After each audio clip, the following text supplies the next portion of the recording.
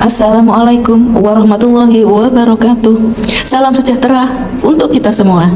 Teman-teman semua, pernahkah kalian berpikir betapa luar biasanya manusia diciptakan dengan kemampuannya untuk berkomunikasi? Bukan sekedar bicara atau mendengar, tapi saling memahami, merasakan, dan menyentuh hati melalui kata, ekspresi, dan bahasa tubuh.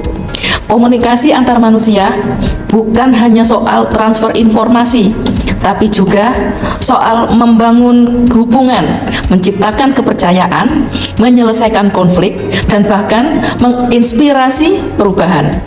Dalam dunia yang semakin terhubung ini, kemampuan berkomunikasi secara efektif menjadi bekal utama kita sebagai individu, mahasiswa, calon profesional, dan bagian dari masyarakat.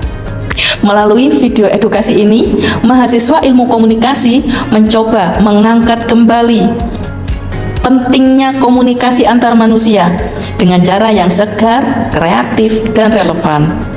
Ini bukan sekedar tugas kuliah, tapi bentuk kontribusi nyata untuk membuka wawasan kita bersama.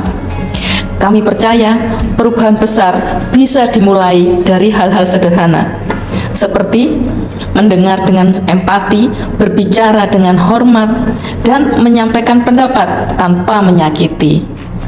Mari kita belajar, tumbuh, dan saling menginspirasi melalui komunikasi yang lebih manusiawi.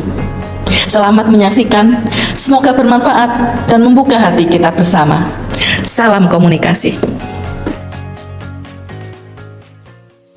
Pernah nggak kalian lihat berita tentang demonstrasi atau demo di pinggir-pinggir jalan?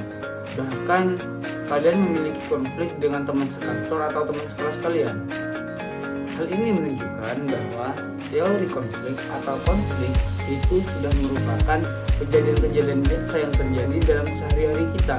Contohnya, ketika ada perbedaan pendapat antara pemerintah dan masyarakat tentang kebijakan tertentu, pemerintah mungkin memiliki kepentingan untuk meningkatkan pertumbuhan ekonomi, sementara masyarakat mungkin memiliki kepentingan untuk melindungi lingkungan. Ketika kedua kepentingan ini bertabrakan, maka konflik akan terjadi. Bagaimana teori konflik bekerja? Teori konflik menjelaskan bahwa konflik terjadi karena adanya perbedaan kepentingan antara kelompok-kelompok satu dengan kelompok yang lain. Lalu bagaimana cara teori konflik itu bekerja? Teori konflik menjelaskan bahwa konflik terjadi karena adanya perbedaan kepentingan antara kelompok-kelompok dalam masyarakat. Konflik ini dapat terjadi dalam berbagai bentuk seperti demonstrasi, protes, atau bahkan kekerasan. Terus, mengapa sih teori konflik penting? Teori konflik penting karena dapat membantu kita memahami bagaimana konflik terjadi dan bagaimana kita dapat mengelolanya. Dengan memahami teori konflik, kita dapat belajar bagaimana menyelesaikan konflik dengan cara yang damai dan konstruktif. Kesimpulannya apa? Dengan memahami teori konflik, kita dapat belajar bagaimana menyelesaikan konflik dengan cara yang damai dan konstruktif. Jadi, mari kita belajar bagaimana mengelola konflik dengan bijak.